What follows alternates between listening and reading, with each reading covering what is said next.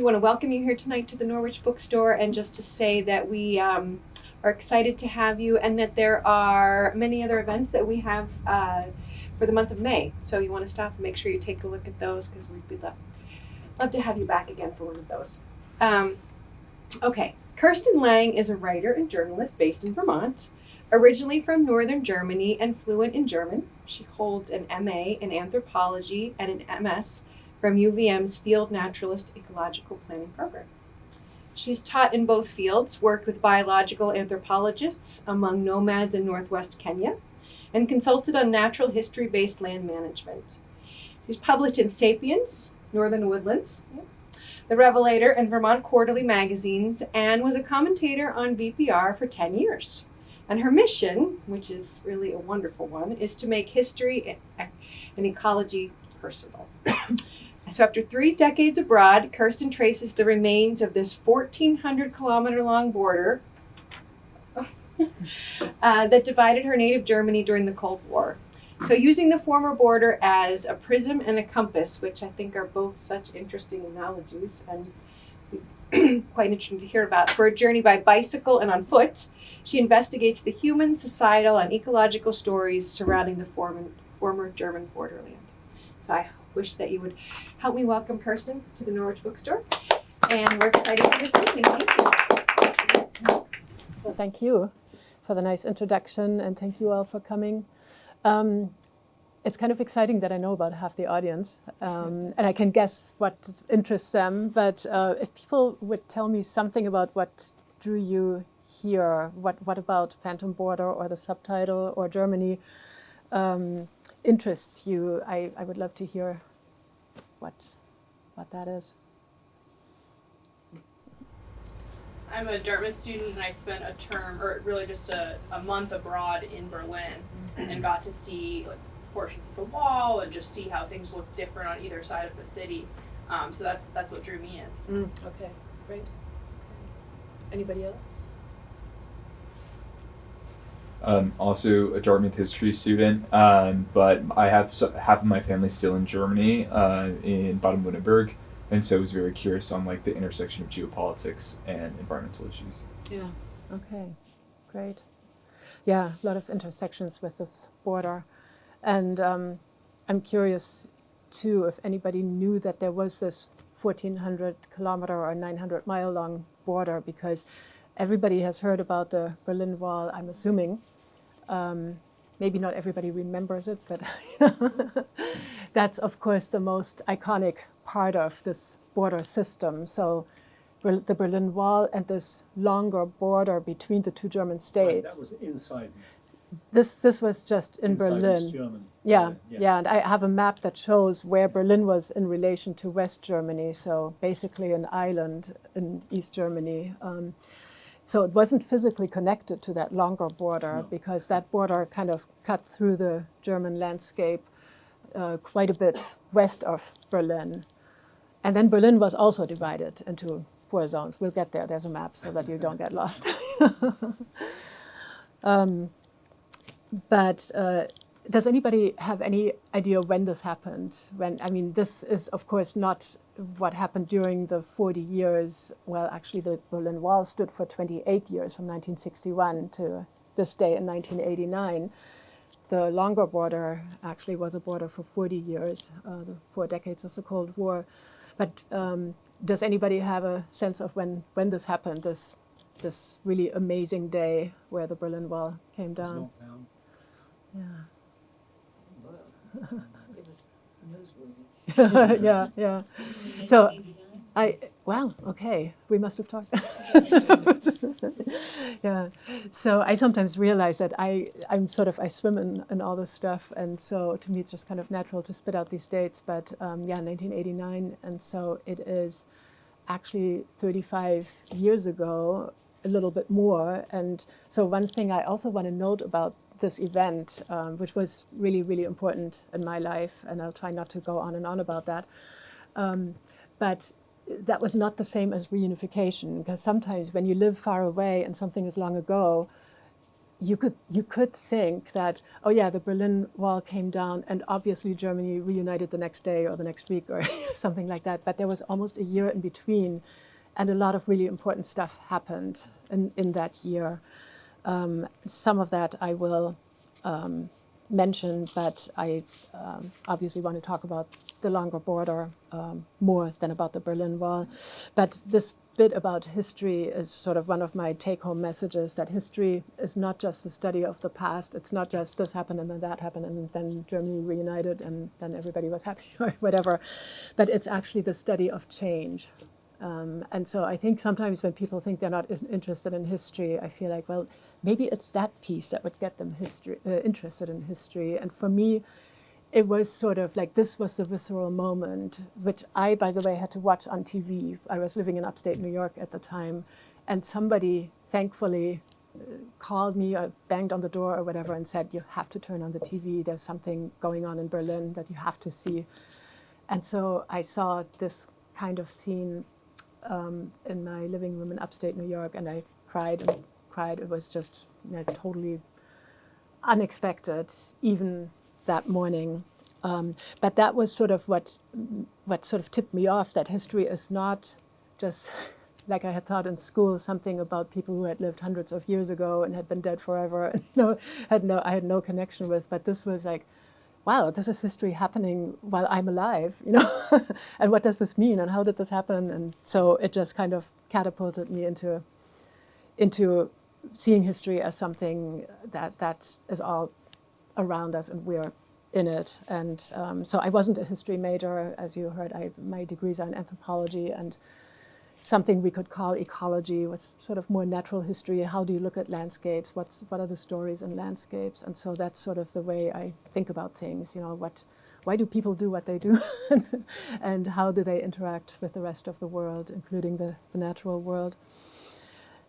Anyway, so I wanted to mention one person who's in the book. There'll be quite a few more, actually, that you'll see pictures of, but this one actually had something to do with the fall of the Berlin Wall. His name is Sigi Schäfke, and he was one of the very courageous people who resisted the rather oppressive East German government. So take a look at that church behind him. It's not that he's such a religious person, but that church was what he needed to get high up in the air to take this. This is actually a still from a video.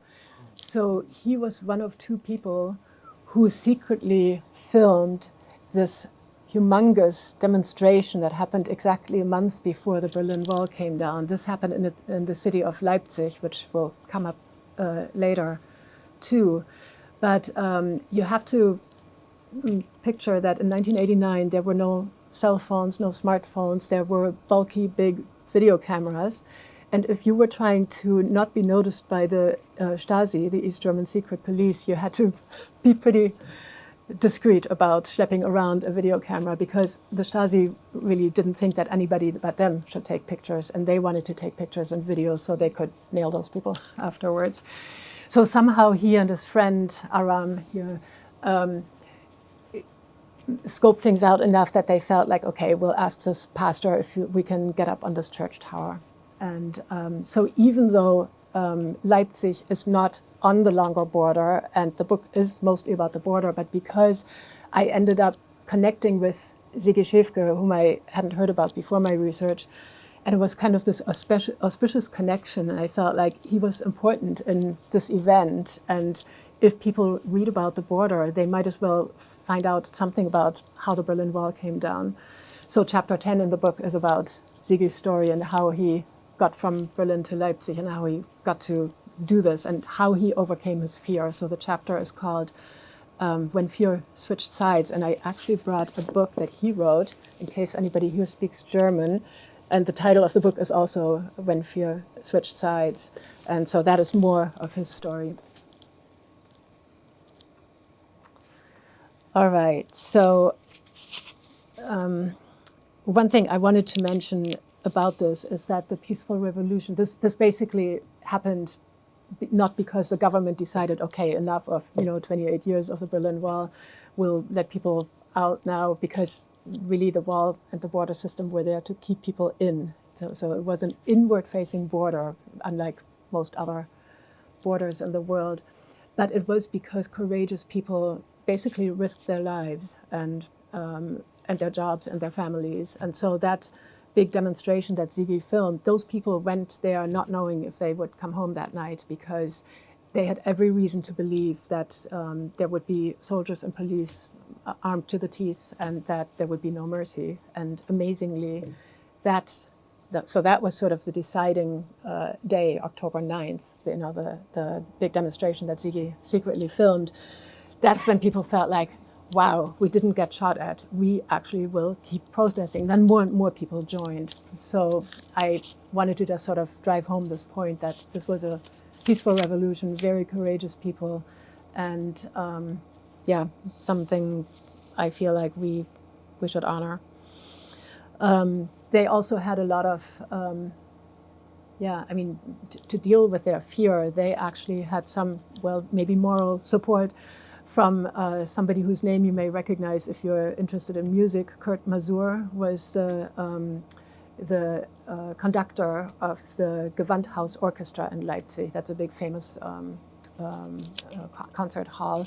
So he and the chief of the Leipzig Socialist Unity Party, that was the one party that ran things in East Germany, they got on the radio together all day long and said, listen, if you go to the big march, do not let yourselves be provoked, stay calm, no violence. And then the demonstrators, among each other too, they kept reminding each other, no violence, and they held candles. And later on, I actually saw what one of the party higher-ups had said about that later, and he said, we were prepared for everything but not candles and not prayers.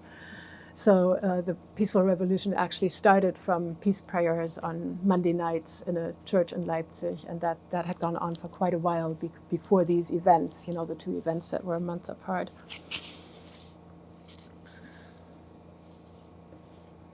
All right, so now let's get on to the big border, the long border. It basically cut Germany not quite in half. East Germany was a little bit smaller, but up here is the Baltic Sea. And then it sort of squiggles a little bit like a line as if an ant was looking for food. Somebody described it once, that shape. And it ends up here. This was back then Czechoslovakia. Now it's the Czech Republic. That's where the border ended. It was basically, by 1989, nobody really expected that it would ever go away, even though that was nominally the aspiration of both governments. And there were some people who did hang on to that belief somehow, but really there were no indications that it would ever go away. I mentioned earlier that Berlin was an island in East Germany, so Berlin is pretty far from the border on the eastern side. So I'll show you this too. You can see that Berlin itself was divided into occupation zones too. And therefore, people in West Berlin, they could fly to West Germany, and they could drive on certain designated routes, transit routes, but it was obviously quite different from living in West Germany. And I want to check in here, how much should I say about why there was this wall? I kind of skipped this picture here because I could spend a few moments talking more about why the border was there, but maybe everybody knows enough about that. I mean, to bring it to a very short point, but it was there because of the Nazi crimes and the Nazi regime. So Germany was divided because the Allied powers decided that they had to keep this country under control and figure out how to make it become a reasonable country again. So what was not intended necessarily was that it would actually end up two countries. So the idea was for the Allied powers to occupy their respective zones of the country and then their respective sectors of Berlin. And so initially the idea was at some point, we can let the Germans govern themselves and they can be, they can sort of rejoin the community of nations.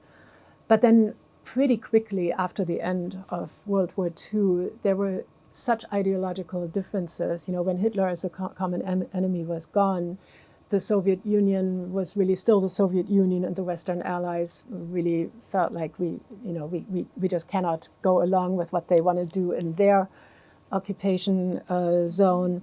And so in 1949, the two German states were declared. First, West Germany declared itself in the Federal Republic of Germany in May of 1949. And then in October, East Germany declared itself the German Democratic Republic, which despite the name wasn't very democratic. I myself grew up over here, Bremen, and that's about as far west from the border as Berlin is east. So it's actually closer to the Dutch border. And so I really, my family didn't have any relatives in East Germany. I never had any reason to go there. I made one trip with the sports club where we had like a volleyball game or something in West Berlin. So I got to be a passenger on the transit road. And that was about all I saw of East Germany. So until that day, November 9th, 1989, it was like, not even like any other country. I just didn't know anything about it. It was, a white mark or a white area on the map for me.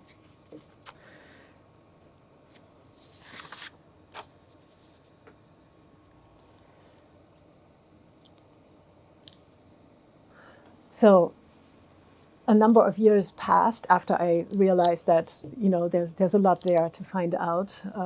And it was around 2007 that I heard something on radio. So, living so far away in the time before the internet, that led to me still not knowing a whole lot about what was going on in East Germany, even after the fall of the wall.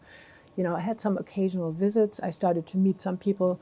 I felt very enriched by reunification, because a lot of those German cultural luminaries like Johann Sebastian Bach or Martin Luther or Clara Schumann, all these people, they spent most of their time in what became East Germany. It wasn't then, it wasn't divided then, but I would not have just gone there. I mean, West Germans could travel to East Germany, but they had to apply for a visa. It was kind of a headache, and, you needed to spend a certain amount of money. And so I just hadn't really thought about doing that. And then once I got to go there, I felt like, wow, this is amazing. So I felt personally very enriched. But I also, people have busy lives. So I was initially in upstate New York, and then I moved to Vermont in do you know, Jane? 95. Okay. Because, so here's the memory event that helps me. I worked for the Green Mountain Club on the Long Trail. That's how I know Jane. So that's what got me to Vermont. And so I heard on the radio, once there was a way to listen to German public radio on the internet, I heard what had become of the former border, and what had become of it was a nature preserve. And I just thought, well, that's fascinating. I need to find out more for myself about this. And so I somehow got this idea that I would use the former border, kind of like the Long Trail, my sort of guiding structure or compass through Germany. So what I had in mind with that was both to figure out what was up with this nature preserve, what kind of nature preserve is that? And because for all I knew, the border was a line on the map, which turned out not to be exactly true. But then I also got sort of indications that not everybody else was as excited as I was about how things were going with the reunited Germany. And so I got some inklings that there were some grumblings. And so I wanted to find out more about that. This, by the way, is an aerial view of this nature preserve, which is called the Green Belt. Had it been like a dead zone before during occupation, so no one was allowed from either side of this area? Yeah, so basically only East German border guards were allowed there. And yeah, from the West, nobody was allowed. This is a total sidetrack, but some people actually tried to cross in the other direction too, but that would be a whole other story. But anyway, I will actually show pictures of the border and say more about what that was like and what difference that made to this. So this is kind of the picture that I take as a symbol of, that things were not as smooth as I seemed from a distance, because whenever I went to Germany, I was there partly, when I got to Eastern Germany, usually it was actually something work-related, where I ended up then having East German colleagues, and I thought that this is just great, and they, we would talk about how things had been for them, and it was just, and I got to see where Bach had performed and worked with choirs and orchestras and all of that. And I mean, there are beautiful places, and like Eisenach, where Bach lived, and Luther went to school and so on. So to me, it was just like, wow, there's just all this extra Germany that I got to discover. Anyway, so this is a sculpture. I actually took this picture in one of the little towns I stayed in on my expedition.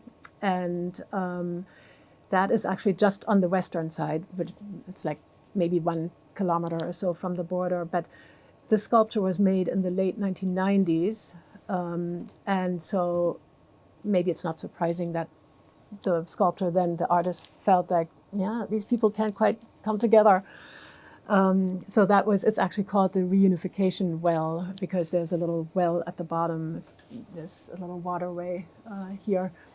So he felt like, but there is this sort of striving, this attempt, this aspiration to come together as a country.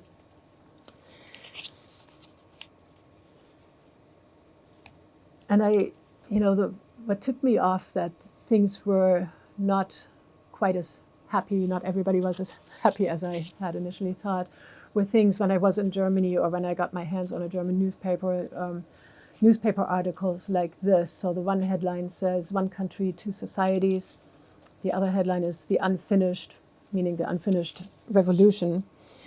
And so that sort of tipped me off. And then there were these sort of names that East and West Germans were using towards each other. Does anybody know any German? You probably know some. So I think I'll tell you these words because they're not difficult, but they'll give you an idea of what people were thinking about each other. So a lot of the encounters after the initial euphoria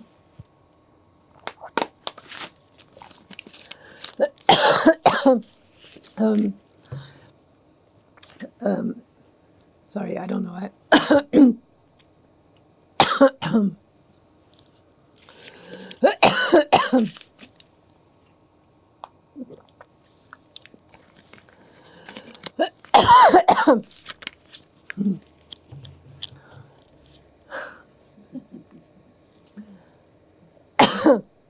didn't have a cough this morning.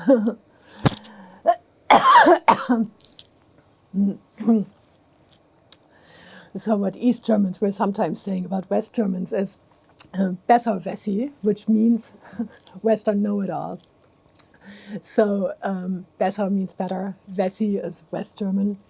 So that kind of tells you that they felt people were kind of arrogant towards them. And I have no doubt that this happened because of stories people told me. Now, people from the West also had a word for Easterners, and that was Jammer Ossis, meaning whining Easterner. So, so once I got wind of this, I realized that, okay, there's something going on, there's something sort of under the surface or maybe at the surface. And so from a distance, that was kind of hard to understand. And so maybe it's also, these articles were maybe 20 years or so after reunification. And I mean, I started to think, well, maybe that's just not that surprising. The separation was 40 years long. And that's quite enough time for people, living in very different economic systems and, developing different cultures. Maybe that's just normal. Maybe that will take quite a long time. And there's at least one person who actually foresaw this. This is a novelist, Peter Schneider, who wrote this book in 1983. And his main character says, it will take us longer to tear down the wall in our heads than any wrecking company will need for the wall we can see. Which I think is hugely perceptive to say the 6 years before the wall came down. And he actually was a West German author, so I think that's also pretty remarkable. So my two sort of main themes, or the main strands of the book, are sort of the human stories or societal stories and the ecological story or stories. But then there was also kind of an underlying theme, and that has to do with breakfast rolls, because I always think about food. Anyway, so does anybody know what Brötchen? You might have had a Brötchen when you were there. So there's this thing with German bakeries. They almost take pride in inventing as many different kinds of rolls as they possibly can, and different ones from the next bakery. And they have to be made fresh every morning. So if you walk by a bakery at 5 a.m., there's this heavenly smell that envelops the whole building, basically. And so I'm using this basically as a symbol of this German concept of Heimat, which is not a word that's easily translatable. And I actually may read a little bit about that. Let me just see how we're doing for time. Well, maybe I'll skip this. I want you to have time for questions too, so we'll see how we do when I'm done showing you pictures. But it's basically, you could say it's something like home or place of belonging, but it really entails a whole lot of things, like the place you grew up, the landscape, the smells, the people, the food, like that. And so for people who leave their homes for whatever reasons, or their Heimat, that takes on more meaning, as you know, if you've ever been away from home for more than a few days. At some point there's things like, oh, but I missed that thing about Vermont, or wherever you're from. And so that was also very much on my mind, for reasons, because people from East Germany, so many who had tried to escape and were leaving behind their lives, which were so difficult. If they had gotten in trouble with the East German government, it's not that people necessarily wanted to leave, but many of them felt like, I can't stay here either. And then many of them died. So that was constantly on my mind. But then also the refugees who were walking across Europe as I was doing my expedition on the bicycle. So there were all these people leaving their homes, probably not because they wanted to, but because they felt they had no choice.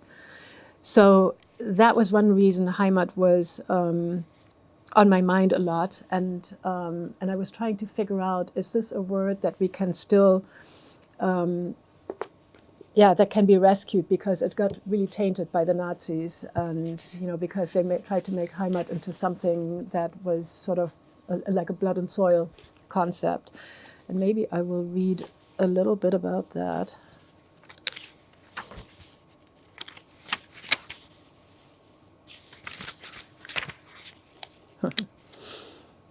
Okay, so this is actually from the first chapter.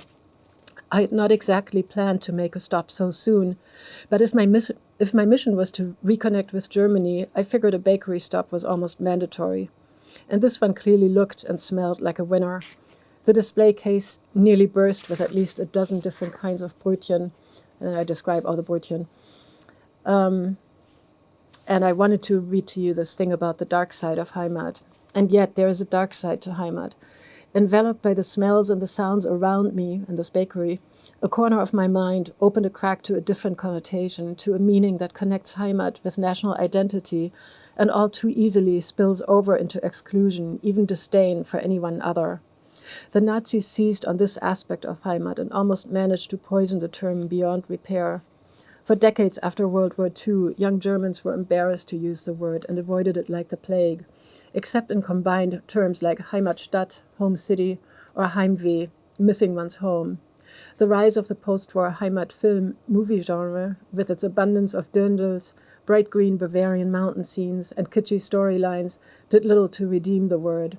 And now, as I recently learned from a magazine article, there was a Heimat club that artfully mixed anti-foreigner messages into announcements for harvest festivals and bicycle outings, and an initiative that called itself Zukunft Heimat, Heimat is Future, that organized protests against refugee shelters. So that was one of the things that was on my mind, like what do we do? Like, it seems like a useful concept, and I then later on tried to think about that in the ecological sense too, like how do we belong on this earth? And so for now, I'm still thinking the concept has some value. We just need to be careful how we think and talk about it. So it was about in 2006 that I started this expedition. And here's actually the map as it sort of evolved for me. Those are the places where I spent some time during that expedition, which I did over several years, returning to different segments of the border, or today's green belt. And so on some way, on one level, the book is almost like a travel log, but what I tried to do is to tell the story of the border and the people that I encountered through that book. And I tried to sneak in as much history and ecology as I could without weighing it down and making it seem like a sort of history book or ecology book. So we'll see. At least one person thinks that that worked because she didn't think she was interested in history, but she thought she learned something. So that I take that as a good sign.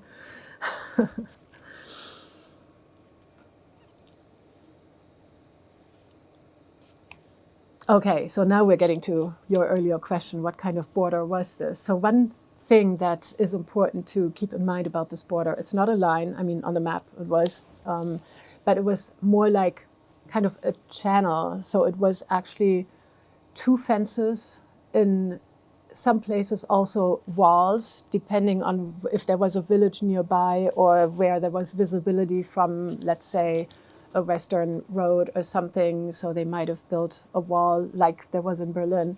But a lot of it was just this kind of fence. So in that direction is East Germany, and within 500 meters of that first fence was a checkpoint. And then another, almost 3 miles out, there was another checkpoint. So there were these two zones that were heavily monitored. One called the military exclusion zone, that 3 mile zone, or 5 kilometer. And then the other one was called the Schutzstreifen, or protective zone. But I mean, that was a lot of land. So you couldn't really just make it a militarized zone and not let anybody be there, because there's valuable farmland, for example, and East Germany couldn't really afford to just like let all of that go. So those people had to, I think this picture is coming up. Yeah, a few pictures down, I'll show you what those people had to go through. They needed special permits and they couldn't just have friends over and stuff like that. But there's a couple of things I want to point out about this diagram here. So the watchtower, that's kind of obvious what that is. And this is one where they had sort of the supervisor of the crew that was in charge for the 8-hour shift or so. And so they had different models of watchtowers. There were dog runs, meaning they had dogs leashed on very long lines. So if somebody tried to cross the border strip, they would send the dogs after them. And then fairly close to the outside fence, there was a concrete patrol track where the border guards had to drive a patrol vehicle, in certain intervals, and a vehicle ditch in case anybody ever managed to get into the border strip with a vehicle. So the ditch was then laid out with a thin concrete panel so that if you actually then with your vehicle fell into the ditch, probably at night. Then the concrete panel would break and you'd be really stuck and you couldn't get out. And then this fence. And something you cannot see on this diagram is that in some parts of the border, there were minefields in here too. So some people then unknowingly stepped into landmines. And then attached to the western fence on the inside, so on the East German side, not along the whole 15 or 1400 kilometers, but along sections of it, they had installed these automatic scatter guns. So if you touched one of 3 tripwires, the thing would go off and basically shrapnel would go flying and cause really terrible injuries. So this was if this didn't come across yet, this was a inhumane, monstrous border. One more thing I'll say about this, because this is then important when we talk about the Greenbelt later.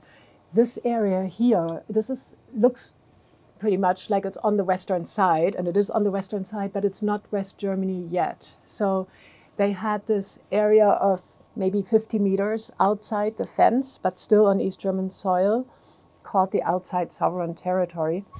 And the point of that was, if they ever needed to make repairs to the fence from the outside, they couldn't really step on West German soil. And also, if somebody actually made it all the way there, across the 2 fences, across all these other grisly obstacles, then they could still try to get that person and shoot. So not into West German territory, but parallel to the border was the instruction. So, and the one thing about the control strip, this is basically a 6-meter wide piece of the border strip that the poor border guards had to rake every day so that you could see footsteps if somebody went across, so they could then reconstruct how this escape had happened. So they had special border investigators to do that job. Can I ask you a question? Yeah. To what extent was this situation with the residents oppressive in a daily sort of way? Yeah, I can tell you a little bit about that. I have some pictures also of the people I met along the border, so maybe I'll save the question for then. If I don't, remind me, because that is a good question. This is what the border looked like in a forested area. So here it's pretty obvious that it was really destructive, to the landscape. And you can sort of see the 2 fences and, the raked control strip and all of that, and the patrol track here. The good news is, though, that once the border ceased to be a border 25 years later, it looked like this. So as we know here, this area, Vermont was, 25% forested 100 years ago, and now it's the proportions are the other way around. So that's what forests do, and thankfully they do that there too.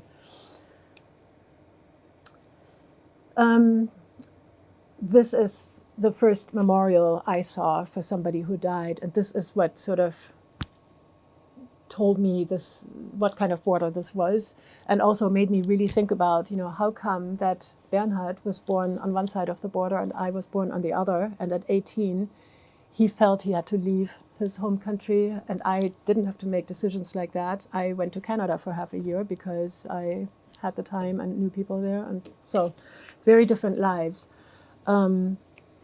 And on the plaque at the bottom of this memorial, it says that he tried to go from Germany to Germany. So the whole craziness of the situation, I think, is contained in that. This is a quote from a singer-songwriter who's sort of the embodiment of a lot of 20th century German history, Wolf Biermann. He sang, "The barbed wire between the 2 German states always went straight to my heart." Or through my heart, he may have said. This, by the way, is one of the few remaining pieces of border fence, and this is about 3 kilometers from where I've been staying in Germany when I've spent a lot of time there the last 3 years working on the book, and so that is something I can easily bike to.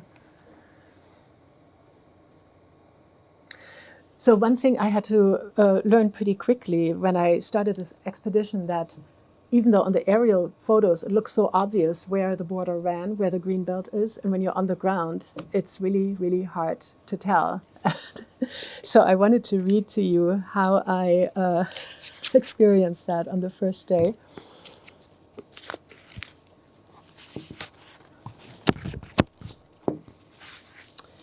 So this road here is called Mecklenburg Road, and we're looking east here.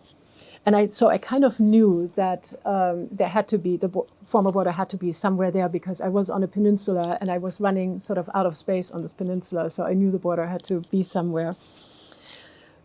During the Cold War, Mecklenburg Road had ended at the border, the Iron Curtain, as Winston Churchill had called it in his famous speech in March of 1946. My eyes scanned the sides of the road. I was not exactly sure what I was looking for. An old watchtower, a piece of the border fence, a faded black-red-gold border post with the East German hammer and compass emblem, and the words Deutsche Demokratische Republik, German Democratic Republic. I did not see any of these things. The first clue came when the even purr of smooth asphalt under my tires gave way to the quietly crunching sound of packed dirt. From the corner of my eye, I spotted a massive boulder to the left of the bike path. I turned around and pushed my bike back to read the inscription, "Never again divided." So once I sort of realized that something sounded different on this bike path, I turned around and then took a closer look at that boulder. So that's where it says "Never again divided." The next piece I will skip. But yeah, right here, you see that the pavement changes a little, but it's really very subtle. So that was sort of my tip off. And then I realized, as I was kind of thinking, well, so the greenbelt, where is it? So I realized that scraggly little patch of woods was actually the greenbelt, because that grew in the former border strip. So the other thing that I had to learn pretty quickly, and that I read to you here,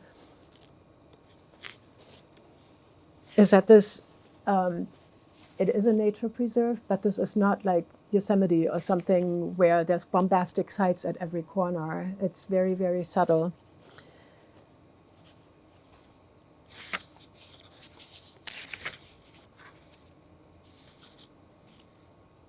Yeah, so that's still chapter 1, but I won't read more of that for now. This is just to give you an idea of how this whole border zone, what this looked like. This is that peninsula. So that peninsula was actually cut through by the border. So most of the peninsula was in West Germany. And this is where that road, that picture you just saw, was cut once by the border. And then this red line is the actual border line. This yellow is that 500-meter strip, and this is the larger exclusion zone. And you can tell they're not always equally, the equal distance, because sometimes topography just, didn't allow for that. So I had to kind of learn what to look for. This is kind of easy. The patrol track had these very characteristic looking concrete slabs, and in places where those were left there, you know that you're in the border, and then you can sort of, with that schematic in your mind, you can sort of extrapolate, okay, so the control strip had to be here, the outside fence had to be here, and all of that. But a lot of these were actually removed, because in the euphoria, when the border wasn't a border anymore, not only were people interested in connecting with each other, roads were built across, of course, but farmers also felt like, hey, this is good farmland. Let's just plow a little bit further here. And along that kind of length of border, of course, you can't control all of that. So there were some farmers who sort of trespassed with their machinery and removed part of this patrol track. This is also pretty obvious, one of the old watchtowers. This is a remnant of one of those vehicle ditches. And those are actually very popular now with otters. They like to hang out in there and slide on the concrete sides. Sometimes you still see a post in the GDR colors. that other sign is a sign for a nature preserve, but not for the nature preserve, the green belt. And so this is also one thing I realized, that how do you actually put signs to let people know they're along a 1,400 kilometer long nature preserve? It would just take, enormous people power. So this is one of the other nature preserves because, as you can imagine, the green belt, or the former border strip, is very valuable as an ecological corridor, and which is becoming increasingly more important because of climate change. And the thing that the people who manage the green belt are also always trying, and have been trying from the beginning, is to connect it with other nature preserves nearby, so that it's actually supposed to be an ecological network, not just an ecological corridor, because a 300-foot wide corridor is nice, but not that valuable in and of itself. Then one of the ways you can tell you're near the border is really old border markers. So this actually says on there KP, if you look very carefully, that is Kingdom of Prussia. So this border, which in Germany you sometimes hear people call it the German-German border, meaning between East and West Germany. So it was sort of a recycled border. There had been border markers there from previous borders, in this case from the Kingdom of Prussia, which had long ceased to exist. But, as the occupying powers tried to figure out how to administer their occupation zones and what to do with Germany, they were probably glad to save some time by using existing border markers. So partly this was just kind of a practical decision. And if you look really carefully, you can also see that there's some yellow paint there at the top. So that's how they signified to people around there that was now, again, a border. Because when it was, let's say, the Kingdom of Prussia and the electorate of something else, then it just often wasn't a big deal. You could cross it as you pleased without any trouble. So if you look very carefully here, if you kind of squint your eyes, this is a map of the Holy Roman Empire. So Germany for the longest time was not a quote-unquote normal country like France or other surrounding countries, but it was this crazy quilt of kingdoms and dukedoms and margraves, lands and principalities and stuff. And so this, for example, is pretty much exactly where the border ran, the Iron Curtain. This is, by the way, the area that has exactly that shape today, where I've been spending a lot of time in Germany. And then, so this is one of the reasons for the title Phantom Border, that there were borders before that, and actually as long as 1,000 years back, there were Slavic people and Germanic people that, in some cases got along, and in other cases there were conflicts, but that was sort of a border in a different sense than we know borders today. Those were more buffer areas rather than, succinct borders. But I find that fascinating that this border has sort of been there in very similar shapes for a very long time, and then that it also sort of hangs on in other ways, some in people's heads and of course as the green belt on the ground. So this is one more thing I'll mention as far as how do you know when you're near the border, because on the ground it's so hard to tell. So this is a sign for a village, and then you realize that there's no village. So one of the reasons that it was actually not that easy to find people to talk to is because of the proximity to the border. The GDR, the East German government, had actually expelled people, and sometimes not just families or individuals, but they had raised whole villages. So this is one of the villages, Stresow, that is no longer there. And in some cases, I've heard from people who experienced that. The ones that you can still talk to now were children then, and that was a trauma that stayed with them until now. So that was really, really, a great hardship, very brutal. And also, those, in some ways, I came to think of these places as phantom villages, so lots of phantoms and phantom pain around there. And then if you're on a sort of a county road or on a federal highway, you'll see these kinds of signs, which actually show you the border, the Iron Curtain in its full length. So the whole Iron Curtain that went, from way up near Finland and Russia to the Adriatic Sea, that was 12,500 kilometers. And there's actually also a European green belt. So the German green belt sort of inspired the European green belt. So these signs also tell you you're near the border. And then occasionally you're sort of riding along, walking along, whatever, and then out of the corner of my eye, I saw this. And I have to say, I saw quite a few memorials to people who had died. And this young man actually had set off one of these scatter guns. That's how he died. So because of all of that heaviness of the border, I realized I would have to do something as find antidotes. And so I'm foisting another German word on you, Zuversicht, because it's also one of those words that's not easy to translate. I roughly circumscribe it as a sense of possibility or faith or a sense of a positive future. And so I actually, thankfully, found quite a few sources of Zuversicht, and a lot of them were the people I met, and also the places of natural beauty like this. This is the Elbe River. So the Elbe River was, by the way, the border, 70 kilometers of it. So if you've heard of the city of Hamburg, that sits on the Elbe pretty far north, and then if you travel maybe an hour south, there's this 70-mile stretch that was the border.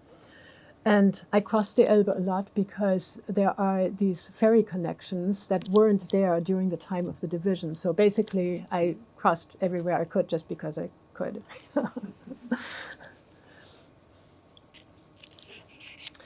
Forested areas, to me, there's something about forests that just, lifts my spirits. Like Ralph Waldo Emerson said, in these woods we return to reason and faith. So fortunately, there were some forests along there too. Then there's places like this where the border went through this lake, Lake Schalsee, which is also in northern Germany.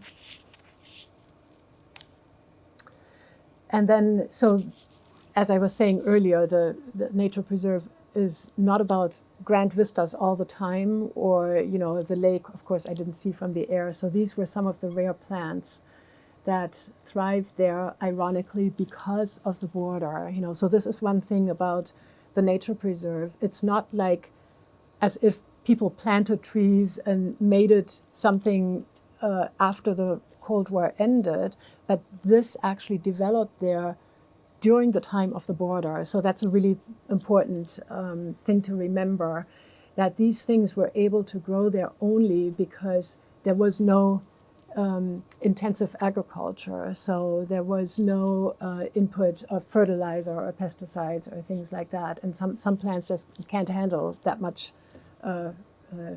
nutrition in the soil. So these are plants that are pretty much almost extinct on both sides of the border and in the rest of Germany, and were able to survive there. European wildcat came back because of the green belt. Otter I mentioned already. Okay, and now to the people. These people, this is a mother and daughter pair, and the daughter actually almost got the family expelled. When she was 10 years old, she staged a border protest.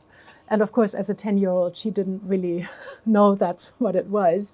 But she came home from school one day and found that border guards were putting up a fence behind their house. So their house was very close to the River Elbe. And so far, for her first 10 years, she had been able to play down in the floodplain forest by the River Elbe. And then they were building a fence. And she was quite upset. And she asked sort of the lead border guard, "What are you doing?" And he said, "Well, we're building this fence to make the village more beautiful." And she basically realized that was BS and was very, very upset, ran home and drew up a large number of posters or flyers, "The fence must go." And she put them up along the fence and along the village. And then And so in the GDR, that was, the fact that she was a 10-year-old girl didn't matter. They basically considered that must have been her parents' influence, and this family must be expelled, and so on.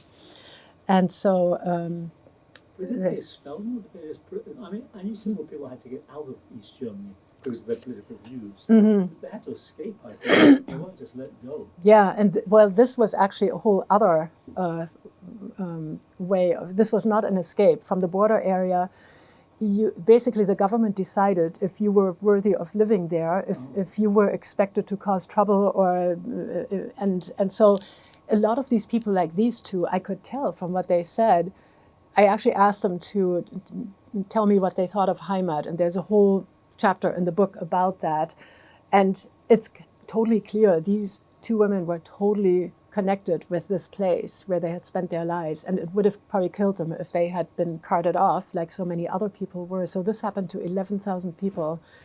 A truck would show up at 6 a.m. They'd be told, take some stuff, you have an hour or two or so.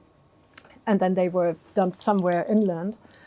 And so that was very, very traumatic, but that was not an escape. And amazingly, a lot of these people actually didn't escape because they really felt like this is my place, So those two women were quite,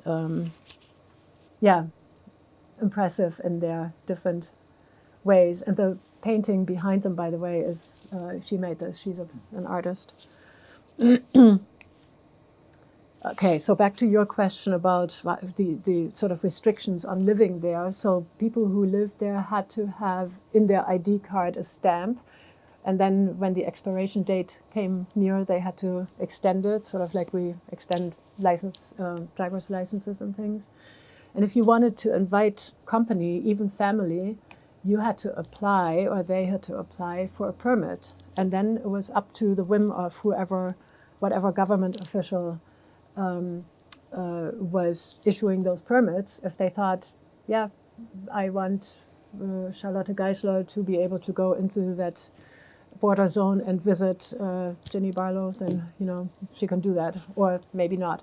And so it was pretty difficult to have any kind of social life or family reunions. I heard one story where one family had applied for a wedding party, and they needed 19 permits, and 18 were issued, but not the one for the groom. So stuff like that. I mean, just totally absurd things.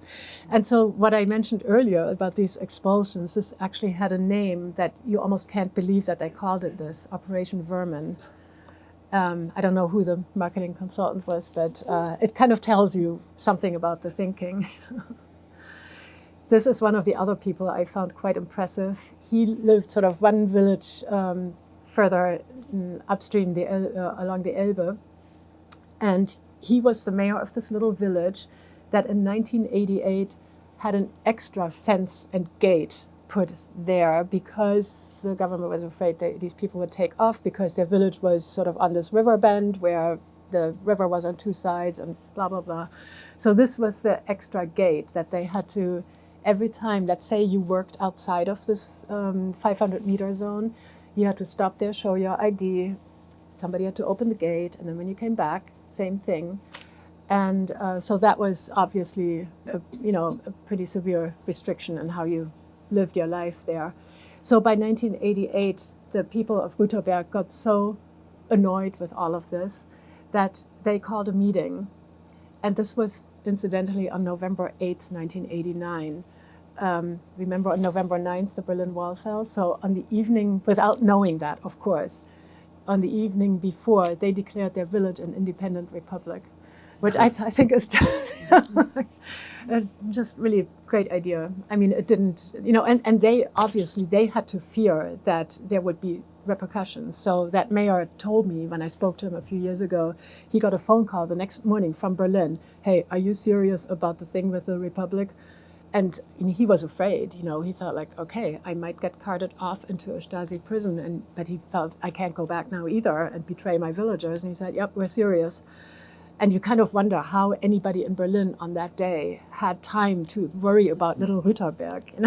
But again, that shows you something about the thinking. Kai Frobel is one of my favorite people along. So this was a planned visit. He was not just standing around the borderland when I got there, but he is known as the father of the Greenbelt because he, as a 13-year-old boy, was so much into birds that he realized that he saw certain rare bird species only along the border with East Germany. And again, this had to do with the fact that to both sides there was intensive agriculture, and if you're a little windchat that needs to see the insects it needs for foods, you can't see that in a cornfield where everything's like tightly bunched in, but you need a little open space. And so that's what the border offered, for these birds. And, they didn't really have to worry about the dreadful obstacles there. For mammals, it was a different story. A lot of deer got killed. So the border was deadly, but for the birds, especially for the windchat, the bird, little brown bird, as Brian Pfeiffer would say. But that is a very rare bird. And it's actually, despite the greenbelt in many places, the population is still crashing. But thanks to Kai Frobel, the man in the previous picture, Kai Frobel was very good about also noting all of his observations. And then he wrote that up for a science contest. And so when he was 17, his science paper won first prize. Now, this was at the height of the Cold War. This was not like nobody was thinking, oh, this will be useful one day. It was just like, oh, that is interesting. What does that tell us? But that meant that in 1989, when the border did open, they had scientific documentation to show, like, hey, there's something really special going on.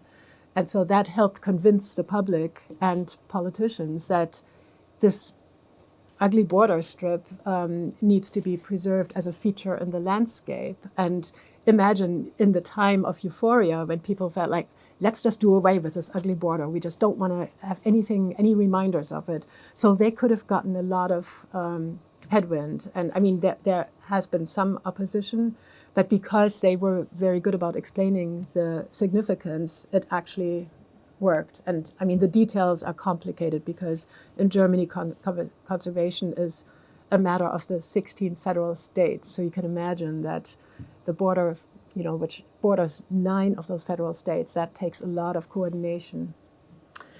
This is another person I met through an auspicious circumstance. He was actually a border guard his whole work life, professional life, on the western side in Bavaria, and he's holding up a piece of border fence. So there's actually a lot of fences in people's houses and gardens that are very recognizable. I spent, that time in that writer's residency. I could see my neighbor's compost pile was encircled by a piece of border fence, so a lot of people, because it's so sturdy, it's very sturdy steel, they just pretty much pilfered pieces of it and used it at home. So this person, I meant to stay on Otto for a moment longer. He is one of 2 founders of a Stammtisch. Another German word, but this is important. A Stammtisch is a regular gathering over beer. And so that's where often, mostly older guys in Germany get together and sort of hash through the issues of the day. But this is a special Stammtisch where they actually work through the history of the border. And I was quite impressed because they discuss some pretty serious issues. And you can imagine that there might be people who worked on the other side, like this guy, who feel like, okay, so they're coming after me again. I'm being put under suspicion. I don't feel comfortable. So they have worked through a lot of that kind of stuff. And so these 2 guys, Günther and then the previous one with a piece of fence, Otto, they met 20 years after the border was gone and became friends and figured out they had served on opposite sides of the border. So briefly for a moment now to what still reverberates from the border and like how I sort of began to understand what's still reverberating in people's hearts and minds. This woman is one of the people from whom I got, I learned something. She's actually, or at the time, she was the integration minister of the eastern state of Saxony. And she is now on her first visit in this picture in a Western federal state in Bavaria, and just as a sort of antidote to some of the political polarization, which is also going on in Germany, but not quite as bad as here. So she's from the Social Democratic Party, which is sort of, well, in this political spectrum here would be considered left, but I mean, it's not terribly left really in the European scheme. But this guy, this mayor of this little town, he's from the Christian Social Union, which is a rather conservative Bavarian party. And so they have this very civilized exchange, and he hosts her and is interested in what she has to say. And so it just sort of made me glad to observe a meeting like that. And so some of what she explained, sort of, I was, of course, then also still, when I could, looking at newspapers. And so one of the things that this article sort of points to, many in East Germany feel heimatlos, as if they have lost their Heimat, because not only of what I mentioned earlier, that Besserwessis, that Western know-it-alls were being arrogant, but also because you have to imagine that when reunification happened, it wasn't actually reunification in the legal sense, it was actually sort of an accession or adoption. And so there are reasons we could discuss if there was an alternative to that, but that sometimes still echoes around in people's minds. There was also, the East German economy was already in shambles basically by the time the Berlin Wall fell, but a lot of people didn't understand to what extent it was not doing well. And then it had to compete with Western companies, which was nearly impossible. So there was a lot of job loss, a lot of unemployment. There was an agency that actually had been instituted by the last democratically elected East German parliament that was charged with privatizing the East German industry, the East German companies. And a lot of people really did not take well to when they closed a factory because they felt like it really couldn't persist.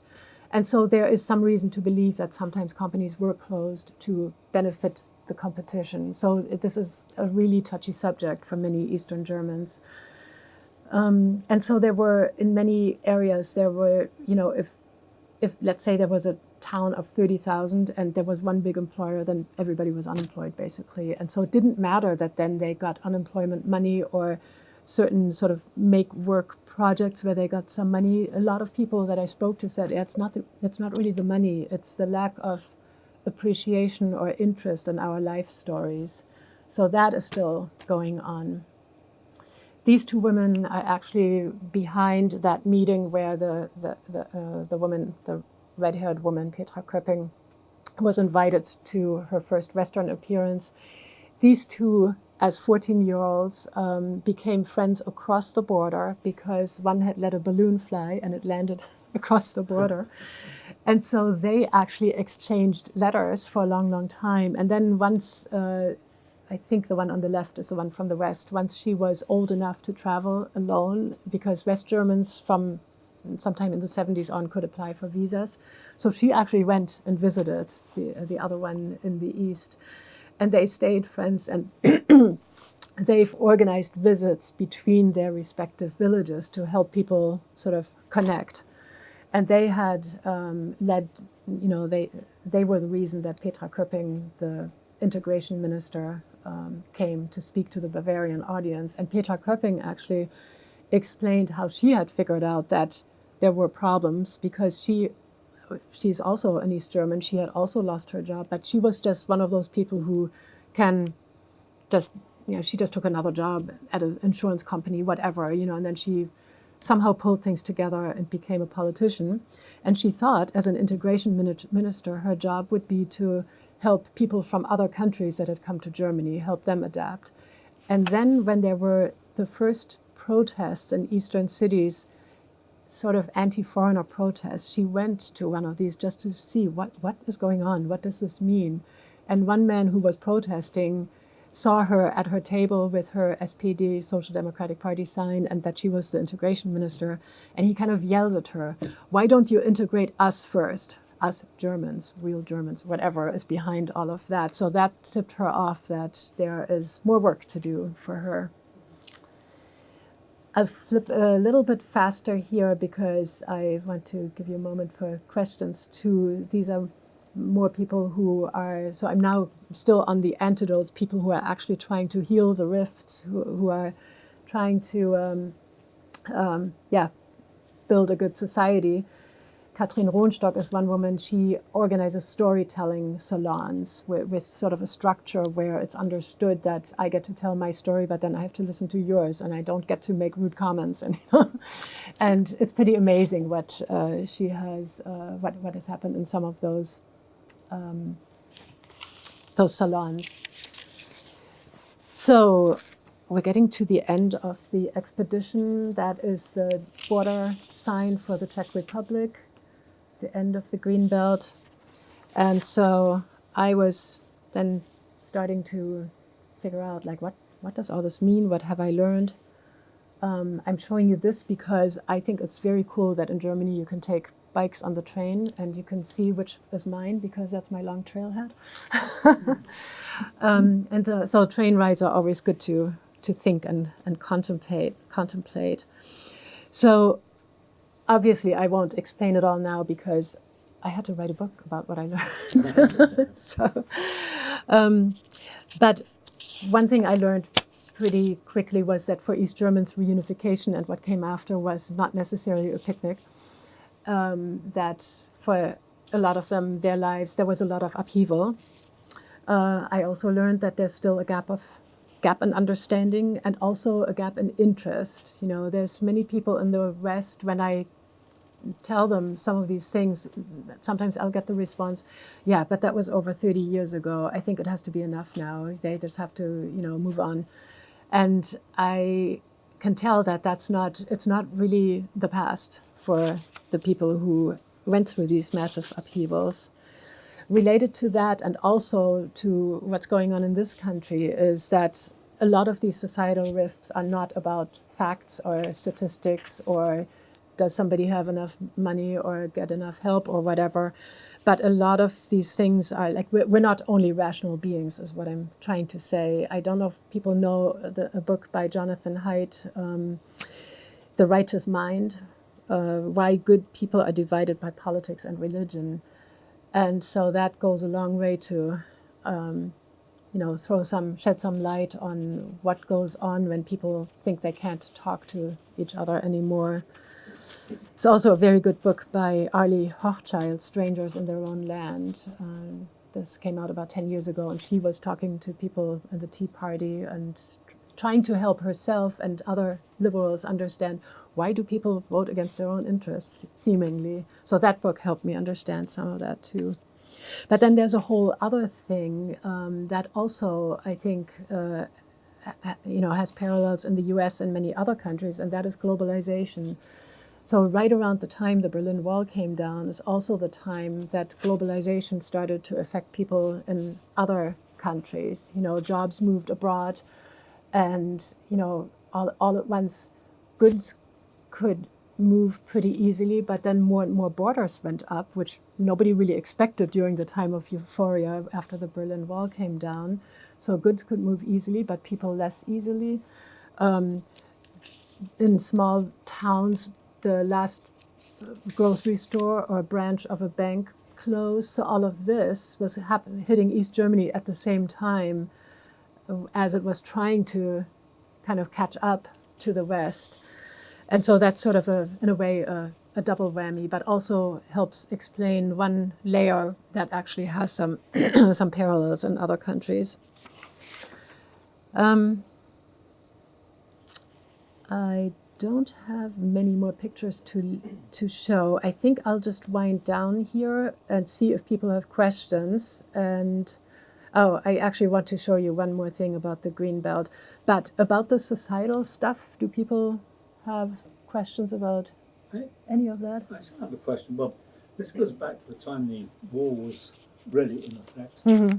and the Berlin Wall was still. I was a young man. I used to hitch down through France, used to tramp. And then met some East Germans that had escaped from East Germany. didn't particularly want to, but he had to because he did. He was saying too much. Mm. And I asked him how he felt about it, and he said, "Well, it's very strange. We feel very lost in the West because there's no direction. In the East, they're always telling us we're building a better society. We're doing this for the future. Mm-hmm. We come over to the West Yes. and we're lost." Yes. Does that ring any bells? That totally rings bells. Yes. Yeah. I mean, it's, a lot of this stuff seems contradictory, because a lot of people chafed under the restrictions, but everything was organized. Yeah. And there was, as strange as it sounds, because people were also spying on each other. The Stasi, the secret police, had all these informal, quote unquote, employees. And they were not full-time employees, but they were given like little stipends or benefits for reporting on, let's say, their neighbors or other people, sometimes their spouses. I mean, some pretty awful stories came out after the wall came down. But still, there was a great sense of community. Many people experienced that. I heard that from many people because work was the place where, they actually felt like we are building a better society. So that was one thing about East Germany that I think is really hard for many to understand that didn't grow up there, that East Germany sort of built itself as the anti-fascist Germany. So all the Nazis somehow were in West Germany. And East Germany, and besides that, it had these very high ideals of socialism, that didn't work out in the end, but people really felt like they're working towards something meaningful. And, housing was provided and cheap. And pretty much if you got an apartment in one of these apartment blocks that sometimes people look down on, but they had running water and toilets and all the things that the older buildings didn't have, and you were lucky to live there, but then you could have, as a neighbor, you could have a professor and the bus driver and the whatever. I mean, people were pretty much, they felt considerably more equal than they do in the West. And so I think that's one thing that's also hard for many who were formed by living in East Germany to sort of fit into that part of society. But you really didn't have to think that much about work or all of those things, or like medical care. I mean, certain things were provided, and that was also hard for many people then to feel like, oh, I have to figure all this stuff out for myself now. So there's also, there's a kind of nostalgia that it actually became an official word, Nostalgie. I don't know if anybody here heard about it, but you can guess what it means, right? Nostalgia for the East, Nostalgie. So there was a time where all at once you could, people were making East German products again because they felt like, but I want this particular kind of pickles or this kind of coffee or this kind of jam. And so they actually produced them again, and people bought them because they felt like, yeah, we want that coffee that we had back then. And that I understand very well, because it must have been huge culture shock, for people to not only find that they're living in a different economic system, and they have to, everything from how do you get a driver's license to how do you get into a university, how do you apply for a job, what is this money, it was like moving to a different country, but still speaking the same language for the most part. There are a few differences, interesting ones actually. But so there's some of that nostalgia that I can understand or relate to, the anthropologist in me again. And then I think, like we all do, sometimes when we think back of things that felt good in childhood or youth or so, sometimes we sort of gloss over some of the not so good stuff. And so I think that may be the case in some instances, but as far as, noble goals, I can see where people felt like, yeah, we had that. And unfortunately, it was a government of concrete heads that, and for a lot of people, at least the ones that were sort of born into that, the ones that had experienced something else, I think had a hard time. So it's also important to sort of consider generations when you think about how did people deal with, what came after. If you were 20 when the wall came down, that was great. You had all kinds of opportunities. You could travel, and like Ziggy, he traveled. He spent a year in the U.S. after the wall came down. He missed a lot of that intense stuff that happened in that first year between the fall of the wall and reunification. But that's why he has a lot of friends in the U.S. and he ended up giving talks there and stuff. But if you were, let's say, 45, that was tough because in Germany, that's where age discrimination starts. And it's, I mean, a lot of the jobs people did in East Germany were not really ones that could easily translate to jobs in the West. Some could, but certainly, you know, anything that involved the trades. I mean, it just, you had to just be really good at sort of translating your skills to the new situation. And I met some people who did that really well. You know, some people who had heard these weird comments like, well, you didn't work for 40 years, now we need to teach you. And I spoke to, in one little village, for some reason, 3 guys I talked to had all been bricklayers, and they had all found jobs in the West afterwards because they lived so close to the border. They could then commute to jobs in the West. And they all heard these stupid comments from their Western, besser-wessi new colleagues.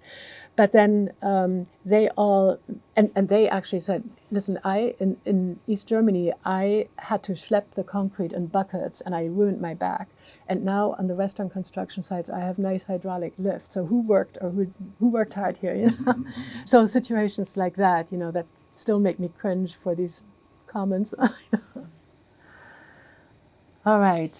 Any other questions, Jeff? So you mentioned the beer gatherings, Mm-hmm. and so those were just kind of individuals coming together, thinking it would be a good thing to do for the people that were interested.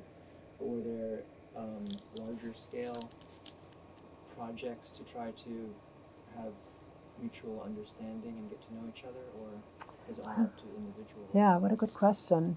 Yeah, so one thing I should explain about this gathering is so these two, because they were border guards from both sides, they actually just wanted to find other border guards to meet with and managed to find several from both sides. So they told me this is the only Stammtisch of border guards from both sides because there are others where Western border guards or Eastern border guards get together. I think there's actually one East-West border Stammtisch or border guard Stammtisch. But as to your question, what's happening or whether something like that has happened on a larger scale, not on a really large scale, but this one woman I mentioned, Katrin Hohnstock, the one with the storytelling salons, she actually did a storytelling salon in Berlin 20 years after reunification with people from both sides of the city who had never talked to somebody from the other side. So that was pretty enlightening for them, but that was pretty small scale. There are now actually efforts underway that I think could help all of this, but there's still, like, nothing happened as far as I know at government scale, even though one of the, I think it might have been Willy Brandt, the former chancellor, who was actually mayor of West Berlin when the Berlin Wall was built overnight. So he has a long history with German history. I think it was him who said that we all need to remember that we have a lot to learn about each other. You know, so there was some recognition, but as far as I know, no structured efforts. And now, because of the last few elections where a right-wing party got more and more support, now there are efforts of, like speaking and listening circles. And one of them is online and, as far as I can tell, growing hugely in numbers, where people also engage in structured conversation where you have 4 minutes to talk, then I have 4 minutes to talk, and then we listen to the other person. And usually this happens with like a circle of 4 people, but when it happens online, it's, multiples of that, so hundreds of people. And it's not necessarily directed as East or at East and West opposites, so it could be people from any background, really. But it's something that, in my view, is very important because I think it really helps build or rebuild the social fabric, which I think social media, the not so social media, as they often pan out, have made it too easy for people to just talk about other people or slap labels on them and not really engage with them. And I'll actually mention something in this country that's giving me some hope. So has anybody heard of Braver Angels? It's an organization that helps people learn to relate to people who think very differently, like people you normally wouldn't necessarily want to talk to, but it sort of helps ramp down the emotions and train us to have civil exchanges again. Anyway, I wanted to show you this picture of little Emma because she sort of summarizes what I think I learned from the Green Belt. She's in a preschool near the Green Belt, and the cool thing when you call yourself a journalist is you can sort of invite yourself to interesting places and say, hey, I want to write about your preschool or whatever. So I had this wonderful morning at this forest preschool, and I asked if any of them had a favorite place in their forest and if they would show me. So little Emma is 4 years old and took me to this downed tree where she was collecting leaves. And then I realized in talking to her, she knows all the trees and all the leaves in her preschool. And so as far as this question, like what does this weird thing mean that this brutal border, this brutal impact on the landscape actually increased biodiversity? That tells us something about how we humans often act in the landscape, if it takes something like that. So I thought a lot about, do we always have to be agents of destruction? And then it seems like, well, even with that heavy impact, that can increase biodiversity, which is as important as doing something about climate. I mean, those are the two biggies these days. And so how do we relate to the larger natural world? And so I think ecological literacy is a big part of it. And I'm sure you all have additional ideas, but I was quite inspired by little Emma's ecological literacy. And so I'm going to close with her. Oh, and actually with this poem that speaks to that by Robert Michael Pyle, where he sort of tells us how he came to relate to the natural world, and that even this happened in an urban setting. So if he can do it, any of us can find a ditch somewhere, or a creek, a meadow, woodlot, or marsh. These are places of initiation where the borders between ourselves and other creatures break down, where the earth gets under our nails, and a sense of place gets under our skin. Everybody has a ditch, or ought to, for only the ditches and the fields, the woods, the ravines can teach us to care enough for all the land. So he's not talking about big wilderness, which is what I used to think was the salvation, but these could be beat up places, and so we need to figure out how to relate to them. And this image, somebody actually created for an article I had in the Vermont Quarterly once. I think this expresses really well sort of the interaction between humans and the larger natural world. All right, I will stop talking. Thank you. Thank you.